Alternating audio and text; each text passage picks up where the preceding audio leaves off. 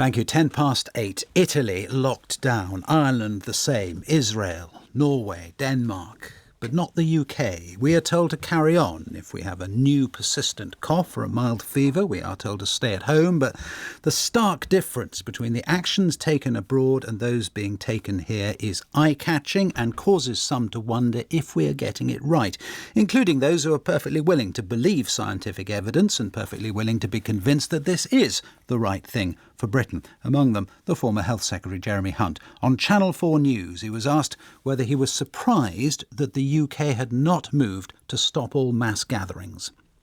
Yes, I am. And the reason is because one thing we do have now is evidence of countries that appear to have been strikingly successful in turning back the tide of the virus. Thailand, for example, the first country outside China to get the virus, only 59 reported cases.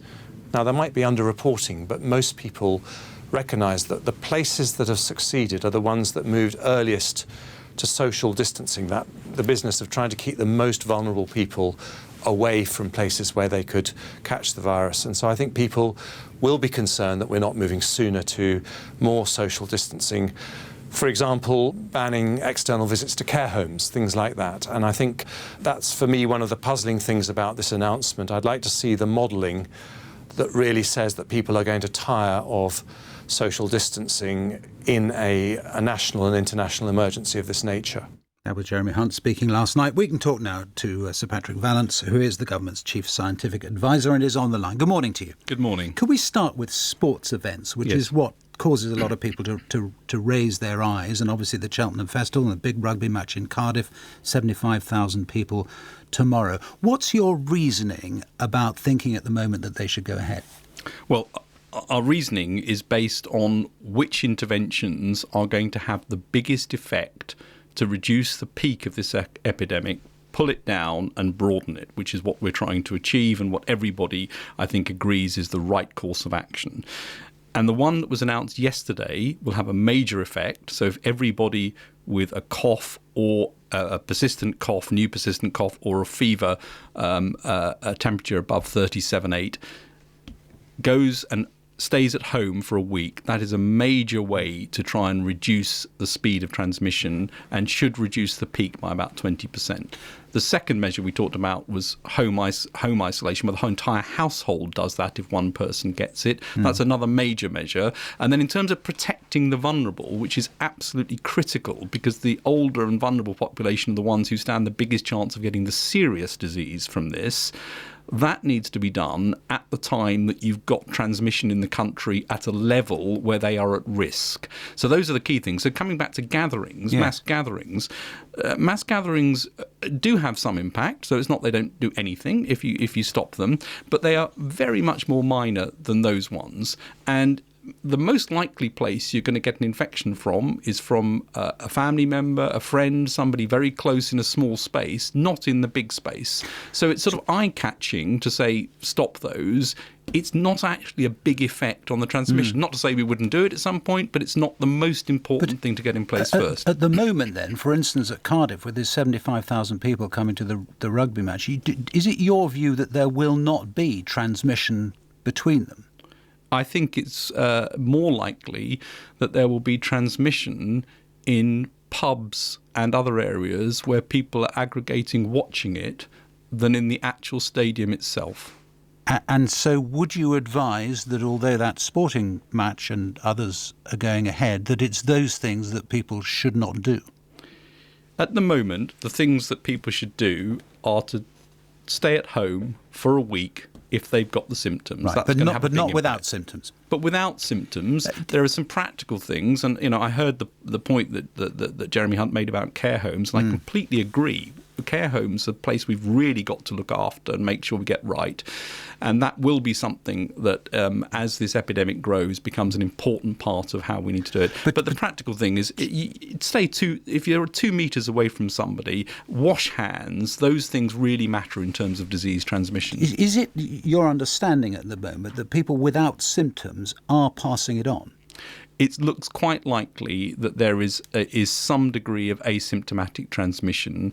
There's definitely quite a lot of transmission very early in the disease when there are very mild symptoms.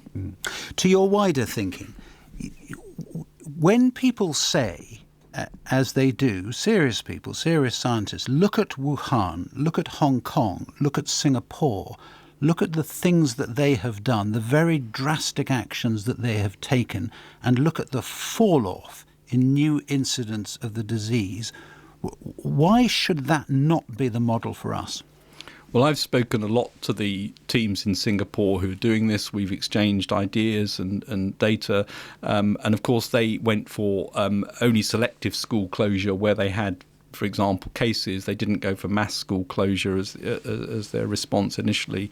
And many of the measures they took were appropriate for what they have. I think the measures we've just taken are actually quite extreme in terms of you think about the impact on social distancing, and the other measures may come into play.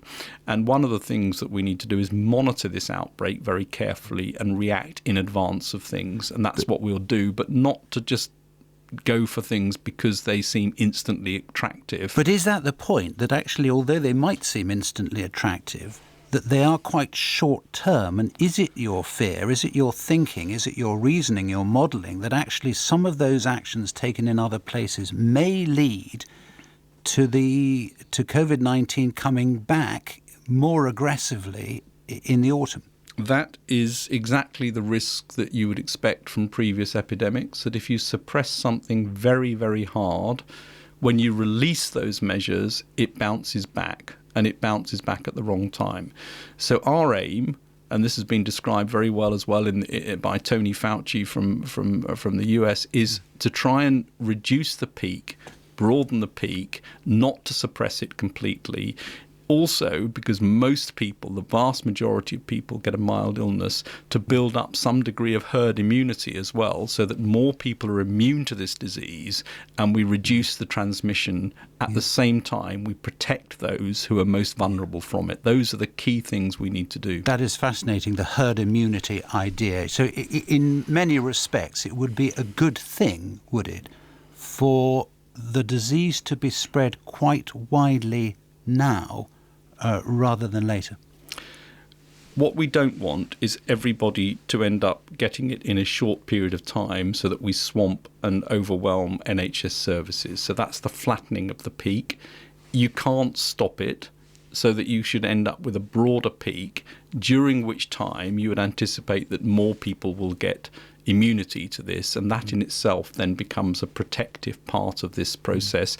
And this is quite likely, I think, to become an annual virus, an annual seasonal infection. Is it also likely that if you have some herd immunity, so a lot of people gain some degree of immunity with a milder strain, then if it does come back, and one reads all sorts of things about what potentially is happening to the virus, but if it does come back in a mutated and potentially more dangerous form in the future, then they're protected? Well, if the virus mutates a lot, then you don't necessarily get immunity to that variety. But in general, what you would expect is that in a virus where there's no particular pressure on it to mutate to become nastier, the mutations are unlikely to go in that direction and tend to get a bit milder, if anything, because for the virus, it wants to be more transmissible and less lethal to the person it infects. That's the sort of survival of the virus, as it were. So that's really interesting. So actually it is a good thing in terms of combating the virus to get that strain of it, that strain that can be coped with for a lot of people, rather than to push it away, potentially. Well, I think that we will end up with a number of people getting it. They will get immunity, and that will be helpful for the overall protection of society. And many of the measures we're talking about are not things that protect you as the individual. So isolating at home isn't for you, it's for everybody else. At the peak, really protecting the elderly and vulnerable is about protecting the individual. I mean, you are advising the government to do things that other governments aren't doing, and you're explaining very clearly why you're doing that. Is there a case, have you considered the publication of more of the modelling, more of the evidence of the scientific work that you're doing behind the scenes? Yes, I mean, I think a lot of the work that we're looking at, of course, comes from academics who have their own data, and they must publish that as they will. But I'm very keen to make everything we do as transparent as we possibly can. And frankly, this is a collective scientific effort. We need all of the input we can get to get this right. And we should be prepared to change our minds as the evidence changes. So we cannot go in with a fixed plan that is immutable. And on that thought of evidence changing, when it comes to individuals who do fall seriously ill, are you learning more about what works in bringing them back to full health and what doesn't? It looks like there are two phases to this illness. There is a mild viral phase which lasts for 7 days, and for most people that's it. And for a small number of people there's a second phase which starts after about 5 days, which seems to be a reaction of the body to the virus. So when they get ill then with shortness of breath and the other symptoms which progress in that small minority of people, that is not the virus actively doing that. It's now a reaction of the body to what was the viral infection. We don't yet have any treatments for any of these stages, but things are being looked at, ranging from anti-HIV drugs, where there's some glimmer of evidence they might do something, through to much more common medicines that might be used. But we don't have anything yet, and it's about supportive care, oxygen therapy, ventilation in the most critically ill. Sir Patrick Vallance, thank you very much for talking to us this morning.